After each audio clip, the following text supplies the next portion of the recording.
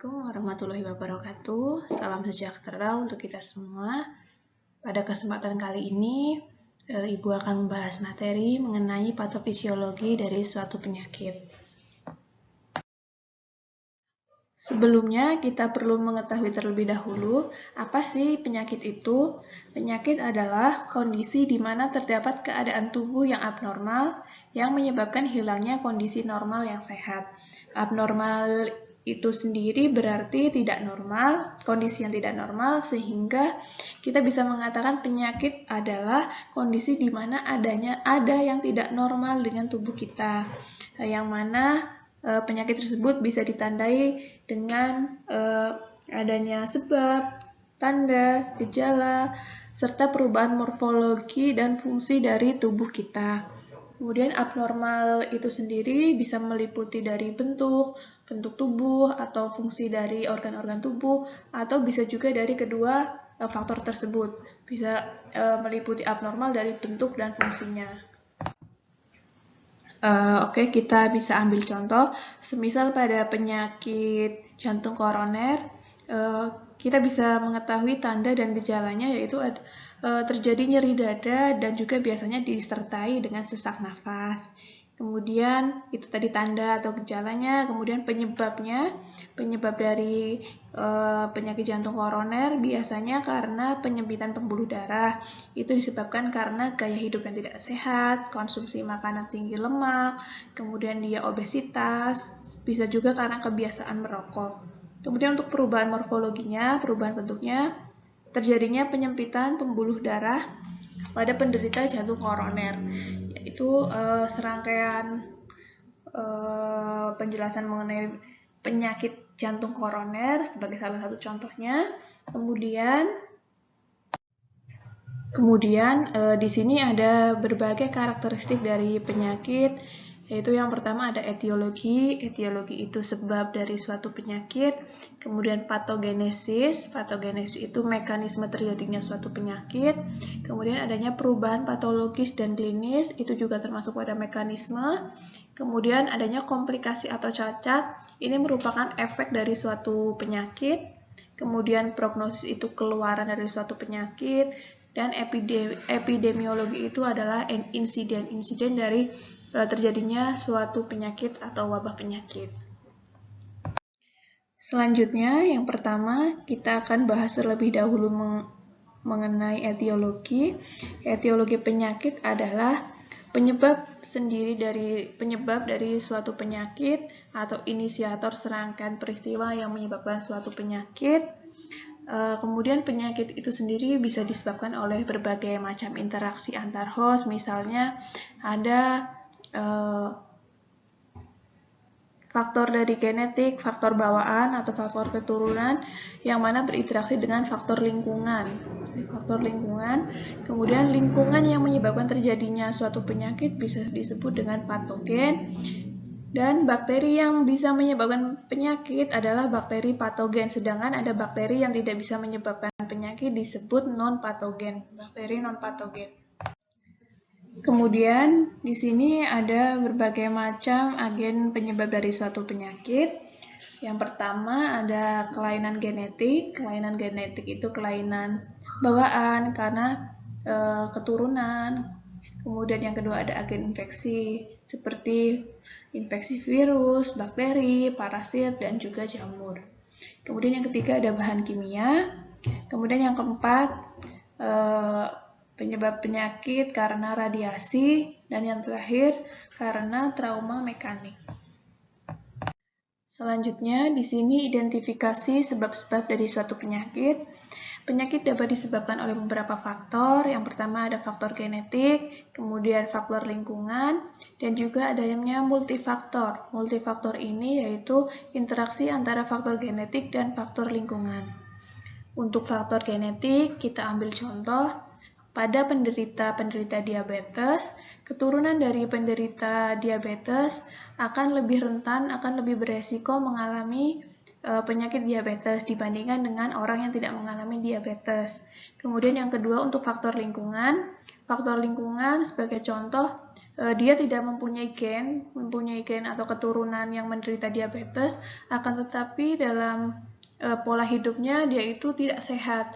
Dia mengkonsumsi makanan yang lebih pada kadar karbohidratnya, kemudian tinggi kadar gula, dan juga dia jarang berolahraga, sehingga dia kemungkinan juga akan mengalami penyakit diabetes. Kemudian untuk faktor terakhir ada multifaktor, yaitu contohnya dia sudah mempunyai gen atau sebelumnya ada keturunan yang mengalami penyakit diabetes, dia udah ada keturunan penyakit diabetes, kemudian ditambah lagi dengan pola hidup dia yang tidak sehat, sehingga dia akan beresiko lebih tinggi mengalami penyakit diabetes. Kemudian di sini ada hubungan antara penyebab dan agen dari suatu penyakit. Kita ambil contoh pada penyakit tuberkulosis. Pada penyakit tuberkulosis ini disebabkan oleh bakteri, yaitu bakteri Mycobacterium tuberculosis. Bakteri ini berbentuk batang yang tahan terhadap asam dan biasa disebut dengan basil. Jadi pada penyakit tuberkulosis, basil tuberkulosis itu merupakan agen dari penyakit tuberkulosis. Selanjutnya ada hubungan sebab. Hubungan sebab dari suatu penyakit ini merupakan pertanda dari resiko untuk berkembangnya suatu penyakit. Kita ambil contoh, pada penderita kanker paru-paru, biasanya akan lebih sering ditemukan pada perokok dibandingkan dengan yang bukan perokok. Itulah contoh dari sebab karena dia sering merokok, sehingga dia beresiko untuk mengalami kanker paru-paru dibandingkan dengan yang bukan perokok. Kemudian setelah tadi kita bahas tentang etiologi penyakit, kita bahas mengenai patogenesis. Patogenesis penyakit merupakan suatu mekanisme yang menghasilkan tanda dan gejala klinis maupun patologis dari suatu penyakit. Kemudian di sini ada berbagai macam mekanisme yang terjadi pada suatu penyakit atau patogenesis dari suatu penyakit.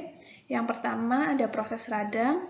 Proses radang merupakan suatu respon terhadap berbagai mikroorganisme dan berbagai jenis bahan yang merugikan dan menyebabkan kerusakan jaringan. Kemudian ada degenerasi. Degenerasi merupakan kemunduran sel atau jaringan yang merupakan respon atau kegagalan dari penyesuaian terhadap berbagai agen. Kemudian untuk karsinogenesis, karsinogenesis ini merupakan mekanisme di mana bahan karsinogen menyebabkan terjadinya kanker. Kemudian ada reaksi imun. Reaksi imun itu suatu efek atau reaksi sistem imun tubuh yang tidak diinginkan. Kemudian dalam proses terjadinya suatu penyakit itu dikenal ada dua periode. Yang pertama ada periode laten dan juga periode inkubasi. Untuk periode laten biasanya digunakan pada lingkup penyakit karsinogenesis, yang mana waktu terjadinya penyakit dikenal sebagai periode laten yang biasanya dinyatakan dalam 2 atau 3 dekade. Kemudian untuk periode inkubasi itu biasanya digunakan dalam lingkup penyakit infeksi yang disebabkan karena mikroorganisme. Jadi waktu periode inkubasi merupakan waktu antara masuknya kuman dan sampai terjadinya suatu penyakit yang biasanya dinyatakan dalam hari atau minggu. Jadi mikroorganisme ini mempunyai periode inkubasi yang khusus untuk setiap agen penyebab. Kita ambil contoh masa periode inkubasi pada penderita HIV. Penderita HIV tahap awal, biasanya kebanyakan orang yang terkena HIV itu tidak menyadari bahwa mereka itu mengidap virus yang menyerang sistem imun. Di mana gejala pada awal masa inkubasi HIV ini memang biasanya baru muncul 2-6 minggu setelah penderita tersebut terserang virus HIV. Selanjutnya ada manifestasi bentuk dan fungsi dari penyakit. Yang pertama dilihat dari kelainan bentuk. Sebagai contoh, Lesi-lesi yang mengisi ruang, menghancurkan, memindahkan, atau menekan jaringan sehat di dekatnya, di sekitarnya. Sebagai contoh tumor, pada tumor mediastinum, dia akan mendesak organ jantung, sehingga akan mempengaruhi juga kinerja dari organ jantung. Kemudian adanya penimbunan yang berlebihan atau materi abnormal dalam organ. Sebagai contoh amiloid. Amiloid itu adalah protein yang diproduksi di susum tulang dan dapat disimpan pada jaringan atau organ tubuh. Sehingga kalau terjadinya penumpukan atau amiloid yang berlebih akan menyebabkan penyakit amiloidosis. Selanjutnya, letak jaringan yang abnormal akibat invasi, metastasis, atau pertumbuhan yang abnormal. Kemudian adanya hilangnya jaringan sehat dari permukaan. Misalnya ada penyakit ulserasi. Ulserasi itu adalah lesi yang biasanya berbentuk seperti kawah dan biasanya terjadi pada kulit atau mukosa rongga mulut. Kemudian ada juga contoh di dalam organ yang solid, misalkan terjadi infak. Infak itu kematian jaringan. Kita bisa ambil contoh infak yang biasa terjadi karena penyumbatan aliran pembuluh nadi dan kadang bisa terjadi pada pembuluh balik juga. Ini bisa menyebabkan penyakit stroke. Kemudian adanya obstruksi aliran normal dalam saluran, misalkan penyakit asma, kemudian oklusi vaskuler. Dan kemudian ada ruptur dari ruang viskus, misalnya pada penderita aneurisma dan perforasi usus. Kemudian di sini ada kelainan fungsi dari suatu penyakit. Yang pertama ada sekresi berlebihan dan reproduksi sel. Sebagai contoh adanya mukus hidung pada penderita influenza. Kemudian sekresi yang tidak mencukupi dari produk sel. Semisal pada penderita diabetes mellitus tidak adanya hormon insulin pada penderita DM. Kemudian adanya gangguan konduksi saraf, dan juga gangguan kontraktilitas struktur otot. Selanjutnya, di sini kita bahas mengenai manifestasi suatu penyakit. Yang pertama ada stadium klinis. Stadium klinis ini masa di mana si penderita masih berfungsi secara normal, walaupun proses penyakit sudah ditemukan di dalam tubuhnya.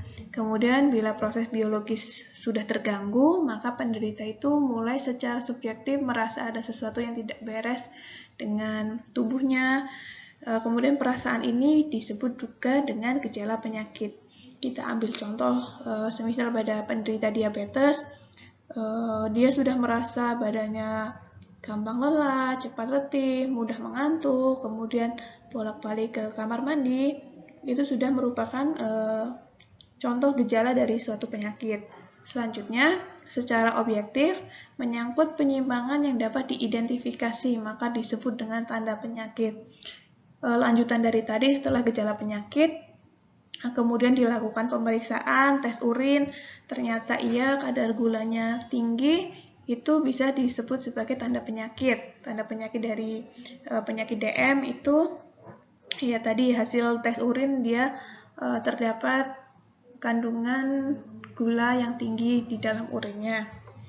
Kemudian selanjutnya adanya suatu perubahan struktur yang timbul dalam suatu penyakit, itu disebut dengan lesi. Kemudian akibat dari suatu penyakit itu disebut dengan sequel. Kemudian proses terakhir itu adanya komplikasi penyakit. Komplikasi penyakit adalah suatu proses baru atau proses terpisah yang dapat timbul secara sekunder karena beberapa perubahan yang dihasilkan oleh keadaan aslinya. Selanjutnya, ada faktor ekstrinsik dan intrinsik dari suatu penyakit. Yang pertama, faktor ekstrinsik yang dapat menyebabkan penyakit manusia dapat berupa agen yang menular, trauma mekanis, zat-zat kimia yang beracun, radiasi, suhu yang ekstrim, masalah gizi, dan ketegangan psikologis. Kemudian untuk faktor intrinsik penyakit itu disebabkan karena umur, jenis kelamin, kelainan-kelainan yang didapat dalam penyakit sebelumnya, dan juga keadaan dari genetik, yaitu keturunan. Jadi untuk faktor intrinsik itu faktor bawaan dari dalam tubuh kita, dari orang tersebut, sedangkan untuk faktor ekstrinsik itu faktor dari lingkungan luar. Selanjutnya kita bahas mengenai prognosis. Prognosis merupakan perkiraan terhadap apa yang diketahui atau terhadap perjalanan suatu penyakit, sebab kemungkinan yang akan dihadapi oleh penderita dari suatu penyakit. Di sini ada remisi dan kambuh. Remisi merupakan proses perkembangan dari kondisi aktif menuju kondisi yang tenang. Sedangkan bila tanda dan gejala timbul kembali dikenal dengan yang namanya kambuh, relapse. Selanjutnya ada istilah morbiditas dan mortalitas. Yang pertama, morbiditas dari suatu penyakit ialah jumlah semua pengaruh penyakit pada penderita. Jadi apa saja yang dirasakan, kesakitan-kesakitan apa yang dirasakan oleh penderita itu disebut dengan morbiditas. Contoh pada penderita penyakit jantung itu ada kesakitan-kesakitan apa saja sih yang dia rasakan, ada sesak nafas, jantung terasa nyeri. Jadi itu semua kumpulan-kumpulan dari kesakitan yang dia rasakan dari suatu penyakit. Itu namanya morbiditas. Kemudian untuk mortalitas, mortalitas merupakan suatu kemungkinan di mana kematian merupakan hasil akhir dari suatu penyakit. Jadi mortalitas itu kematian. Mortalitas ini biasanya diformulasikan sebagai persentase seluruh penderita pada suatu penyakit. Selanjutnya kita akan membahas mengenai sistem pemberian nama dari suatu penyakit. Yang pertama kita bedakan dari primer dan sekunder. Yang pertama, primer mempunyai arti bahwa penyakit itu tidak diketahui secara jelas penyebabnya atau disebut dengan idiopatik, bisa juga dikatakan esensial atau kriptogenik. Selanjutnya untuk yang sekunder mempunyai arti bahwa penyakit merupakan komplikasi atau manifestasi beberapa lesi. Ini digunakan untuk mengetahui atau membedakan antara permulaan dengan stadium lanjut dari suatu penyakit. Selanjutnya, di sini dibedakan dari kondisinya, yaitu ada kondisi akut dan kondisi kronis. Yang pertama, kondisi akut itu mempunyai perjalanan yang cepat, sering, tapi tidak selalu diikuti dengan resolusi yang cepat. Jadi, kambuhnya itu jarang-jarang. Penyakit itu kambuhnya jarang-jarang. Kemudian untuk kondisi yang kronis itu lanjutan atau dapat diikuti dari proses akut, lanjutan dari proses akut, tetapi proses ini tuh sering terjadinya. Biasanya prosesnya itu tersembunyi, berlangsungnya sampai berbulan-bulan bahkan bertahun-tahun. Itu untuk kondisi kronis. Kemudian dibedakan dari sifatnya, yaitu ada jinak dan ganas. Untuk jinak dan ganas ini merupakan terminologi yang digunakan untuk klasifikasi penyakit tertentu sesuai hasil keluarannya. Biasanya ini pada penyakit-penyakit tumor. Tumor ini dibedakan antara tumor jinak dan ganas. Biasanya perlu dilakukan pengujian patologi anatomi untuk menilai sel tersebut itu atau tumor tersebut itu tergolong tumor yang jinak atau tumor yang ganas. Selanjutnya di sini ada pemberian nama penyakit dengan tambahan awalan. Yang pertama ada tambahan ana, yang berarti tidak ada, contohnya pada penyakit anafilaksis. Selanjutnya tambahan dis. Dis itu artinya kelainan atau penyimpangan. Contohnya penyakit displasia. Kemudian tambahan hiper. Hiper itu kelebihan di atas normal. Contohnya penyakit hipertiroid, hipertensi, hiperglikemi, seperti itu. Selanjutnya hipo. Hipo itu kekurangan di bawah normal. Ada hipotiroid, tadi hipotensi, hipoglikemi, dan sebagainya. Selanjutnya tambahan meta, perubahan dari suatu bentuk yang lain. Ada contohnya penyakit metaplasia. Kemudian di sini sistem pemberian nama penyakit dengan menambahkan akhiran. Yang pertama ditambahkan akhiran itis, itu artinya proses radang. Contoh apendiksitis, kemudian ada tambahan belakang oma, karsinoma, osteosarkoma, itu artinya tumor. Oma itu tumor. Kemudian osis, tambahan belakang osis itu artinya keadaan atau kondisi yang tidak selalu patologis. Contohnya penyakit osteoartrosis. Selanjutnya tambahan oid, yaitu kemiripan pada sesuatu. Biasanya pada penyakit, contohnya penyakit reumatoid. Kemudian tambahan penia. Contohnya penia itu artinya tidak adanya, tidak ada. Contoh pada penyakit trombositopenia. Kemudian tambahan akhiran sitosis. Sitosis itu naiknya jumlah sel. Biasanya ini digunakan dalam darah. Contoh penyakitnya leukositosis. Selanjutnya tambahan ektasis. Itu artinya dilatasis. Contoh penyakitnya bronkiektasis. Selanjutnya tambahan akhiran plasia. Plasia itu kelainan pertumbuhan. Contoh nama penyakitnya hiperplasia. Selanjutnya tambahan akhiran opati. Opati itu bentuk abnormal yang kehilangan karakteristiknya. Nama penyakitnya contohnya limfadenopati. Selanjutnya nama eponimosa. Ini merupakan pemberian nama yang berkaitan dengan seseorang atau tempat terjadinya suatu penyakit. Kemudian ada sindroma. Sindroma itu merupakan kumpulan tanda dan gejala atau kombinasi suatu lesi. Selanjutnya ada prinsip-prinsip klasifikasi dari suatu penyakit. Yang pertama ada penyakit kongenital, yaitu kelainan genetik atau bawaan, biasa karena kromosom dan juga karena malformasi. Selanjutnya ada penyakit yang didapat, sebagai contoh penyakit radang itu merupakan respon fisiologik jaringan yang hidup terhadap rangsangan yang merugikan. Kemudian ada gangguan vaskuler. Gangguan vaskuler itu merupakan keadaan sebagai hasil dari gangguan aliran darah. Selanjutnya ada gangguan pertumbuhan. Gangguan pertumbuhan itu merupakan penyakit yang ditandai dengan pertumbuhan yang abnormal, pertumbuhannya tidak normal.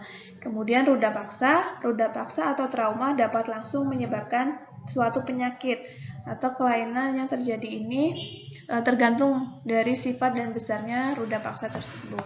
Selanjutnya berdasarkan gangguan metabolik dan degeneratif. Ini biasanya pada kelainan kongenital, yaitu kesalahan metabolisme sewaktu dia lahir, jadi bawaan dari lahir, dan kemudian diturunkan melalui gen yang rusak dari orang tuanya. Kemudian ada gangguan metabolik yang didapat, misalkan yaitu tadi penyakit diabetes mellitus dan penyakit Gout. Kemudian ada gangguan degeneratif ditandai dengan hilangnya struktur dan fungsi dari suatu jaringan. Oke, baik. Sekian presentasi dari Ibu kali ini. Terima kasih atas perhatiannya. Wassalamualaikum warahmatullahi wabarakatuh.